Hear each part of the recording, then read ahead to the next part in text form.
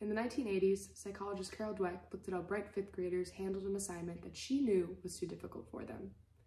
She found that bright girls were quick to give up. In fact, the higher the IQ, the more likely they were to give up, as well as the faster. Bright boys, on the other hand, found the difficult material to be a challenge. They found it energizing. They were more likely to redouble their efforts. And she says this is because we're raising our girls to be perfect and our boys to be brave, end quote. So this comes from Rashima Sanjun. She's the founder of the Girls Who Code program, and she gave this section in a TED Talk in 2016 titled Teach Girls Bravery, Not Perfection. So essentially in this TED Talk, she talks about concerns on how we're raising boys versus girls and the long-term effect it may have on their schooling and future careers, how we're socializing them to approach risk and challenge in completely different ways, and how we might not even be aware of it. So language is the building blocks of development, and something we have grown to be more aware of, however, have not fully reformed. How you speak to someone in the earliest stages of life, how you manipulate a structure that is already preset, can determine a lot of things about that person when they grow up. So you have to treat it very delicately. You have to be aware of what you're filling and removing, any gaps you may be creating, as well as the possible impacts it may have for future plans.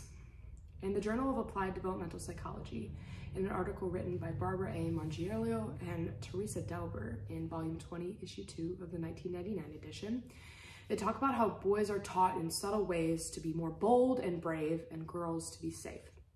In a very specific example, they brought in families and asked the children to go out on the playground and essentially go down a fireman's pole. When observing this experiment, they saw some very interesting patterns. With boys, parents gave more specific instructions, usually along the lines of, watch where you're putting your feet, put your hands here, make sure you're doing this, steps that help them walk through it and problem solve on their own. However, when female children got involved, parents were way more likely to physically assist the children down the fireman's pole. They were also way more likely to just simply say, be careful. No further instructions, just be careful.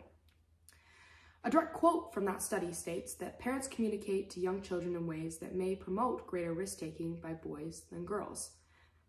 So essentially, when you tell a child to be careful, you're creating a sense of fear and a sense of being unsure. But when you guide them through the process, you build them up. And as we saw in the study, one is way more common for boys and one is way more common for girls. And while that may just seem like a harmless turn of phrase, language is powerful, and when directed at a developing child whose brain is equivalent to a sea sponge that soaks up anything, it can and will cause lifelong impacts. This, what a scene that I just made. As long as this tower stands, it's never going to be filled again. This tower is affected for the rest of its life. Essentially the same impact as on a child. Stuff you do in their developmental years cannot easily, if ever, be undone.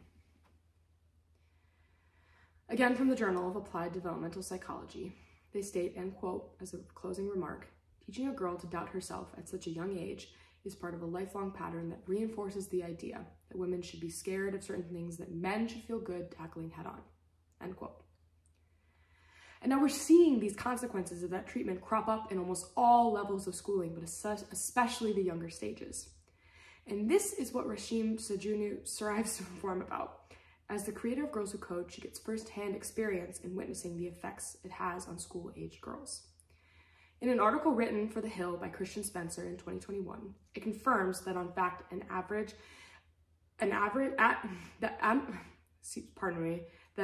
on average at the 5th grade level, girls routinely outperform boys in every subject, including math and science. However, when Ms. Sanjun was first running her program for Girls Who Code, she ran into the issue of while she did have an abundance of smart girls, she didn't have brave girls.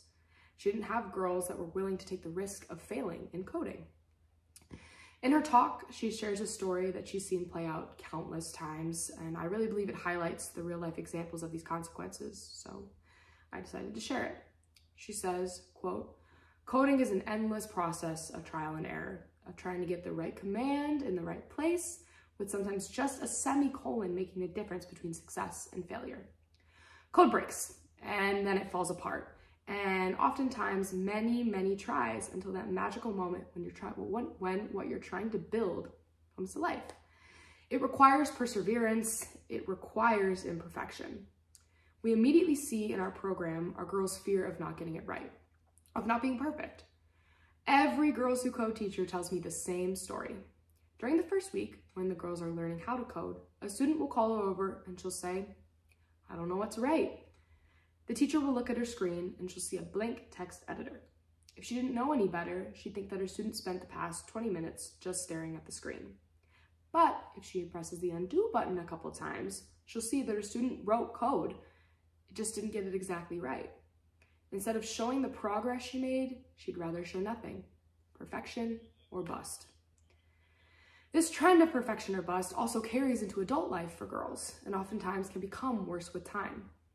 Now, it is a proven fact that women are 2 times more likely to attend college, and over half of college-educated people in the workforce, are women. This comes from a study, or I guess the enrollment numbers from the fall of 2022 from the Federal Reserve Bank of St. Louis. So very recent numbers.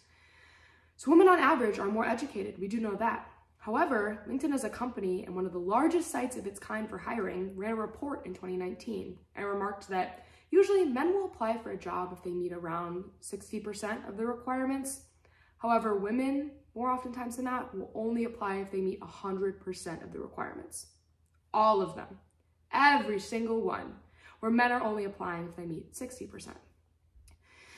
And in yet another anecdote gathered by Sanjuan, she talks about her friend, Lev Bryan, who's a professor at the University of Columbia and teaches Intro to Java.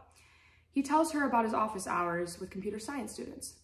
Usually when the guys are struggling, they come in and they'll say, "Professor, there's something wrong with my code." When the girls come in, they'll say, "Professor, there's something wrong with me." The testimonies and facts don't lie, and there is indeed an issue with how differently our children are learning in their developmental years, and it is continuing to present long into adulthood, long into college years, long into looking for jobs, long into careers. We progress as a society in huge steps towards gender equality. That's not something that we can deny. However, it has now become the little things that we struggle to rectify. Something as simple as language has the power to build a child up, or, in extreme cases, break them down. Thank you.